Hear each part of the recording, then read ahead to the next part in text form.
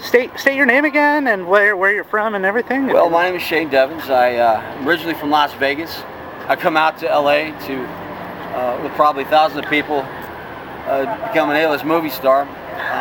With the misfortune and the collapse of our banking system and the election of a leftist, socialist, Marxist, radical, activist president, and it kind of shocked me back into the patriot cause of American Christian nationalism. I had a revelation in my life that Jesus Christ was who he said he was, and it is by the faith, not by politics, that we come here, those that are of the body of Christ, that we believe that the New World Order, this one world socialist government which is coming by the organizations, I think you taped some of that march there we did.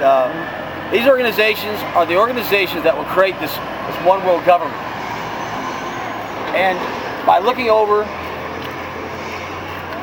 the statements in the UN Charter and its manifesto, the action of these peacekeepers, which is basically under the guise of peacekeeping to establish a one world government under military might and occupation. The people of these countries that are occupied have no say. They didn't vote. They didn't ask. It merely happens.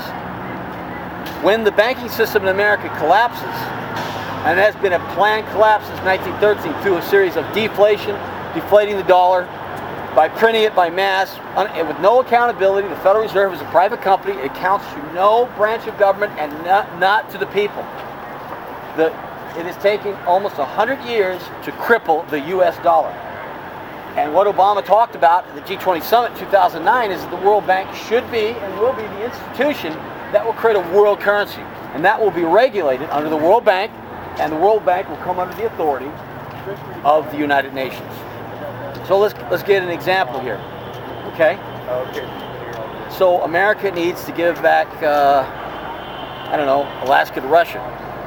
So if the Security Council of the UN says it, and our country is deeply under the spell of the UN, if we don't do it, the World Court will rule on it that that's a violation of the Security Council, so and so and so and so. Then they send in an international troop of armies to occupy and blast anybody that doesn't go along with the Security Council or General Assembly resolutions. We go to war not by acts of Congress. We go to war under UN resolutions.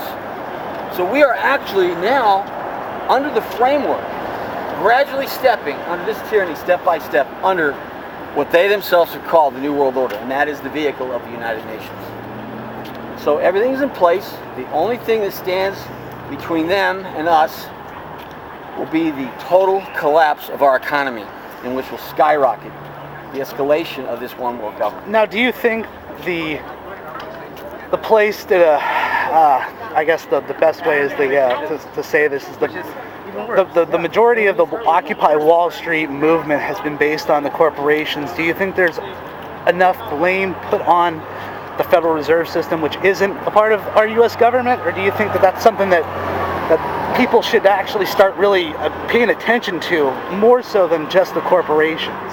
Well, you know that there's nothing wrong with being rich or owning a company. It's when you join these international banking cartels in the Trilateral Commission and in the CFR, or even the unknown members. At least they have a roster, their membership in the Trilateral Commission of the CFR. But the Bilderberg Group is not known. They just stand out in front with cameras and try to see who's going in if they can't tell. It's much larger than Wall Street. It is too broad, too undefined as a definition of the misfortune of our country.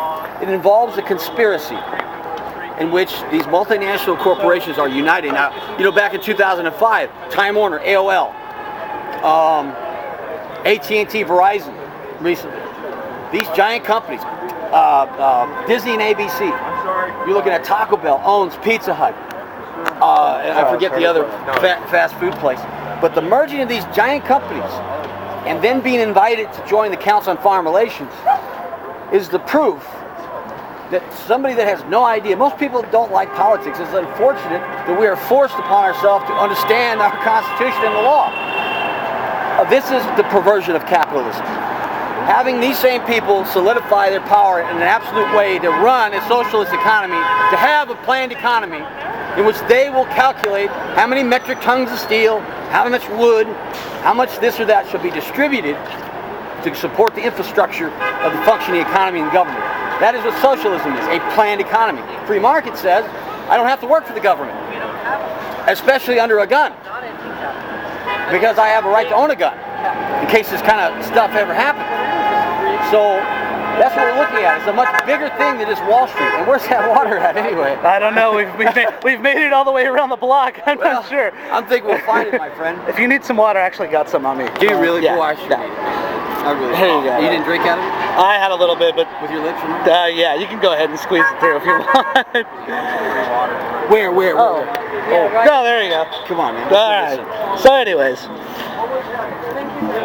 So do you believe that it's actually more an idea of getting corporations out of government more so than an elimination of corporate or of capitalism? More so like the argument here.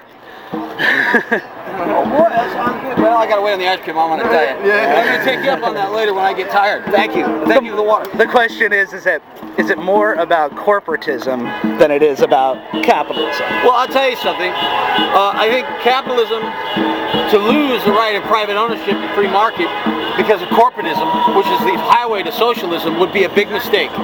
I think it's the trick that Alfred Miller Rothschild had took advantage of when he gave Lenin $17 million.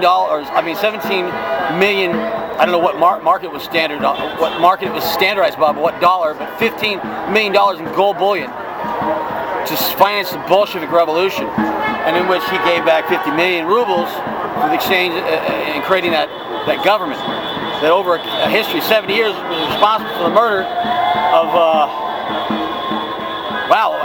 50 million people is the statistic.